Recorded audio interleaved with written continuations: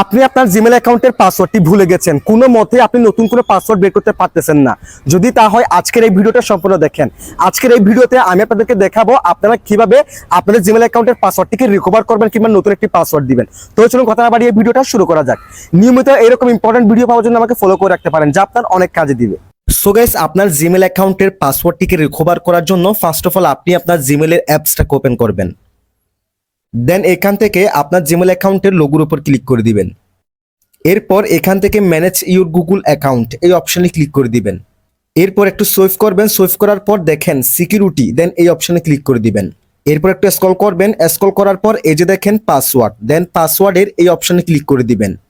দেন এখান থেকে forgot password এই অপশানে ক্লিক করে দিবেন।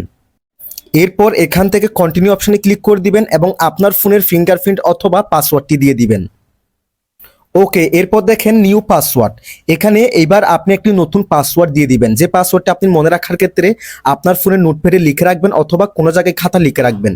এবং এখানে যে পাসওয়ার্ডটি দিবেন সেম পাসওয়ার্ডটি এই জায়গায় দিয়ে দিবেন, কনফার্ম নিউ পাসওয়ার্ড এই জায়গায়। দেন চেঞ্জ পাসওয়ার্ড এই অপশানে ক্লিক করে দিলেই কিন্তু আপনার অ্যাকাউন্টের পাসওয়ার্ডটি চেঞ্জ হয়ে যাবে এবং সেই পাসওয়ার্ডটি দিয়ে আপনি নেক্সট টাইমে আপনার অ্যাকাউন্টটাকে লগ ইন করতে পারবেন। That's it.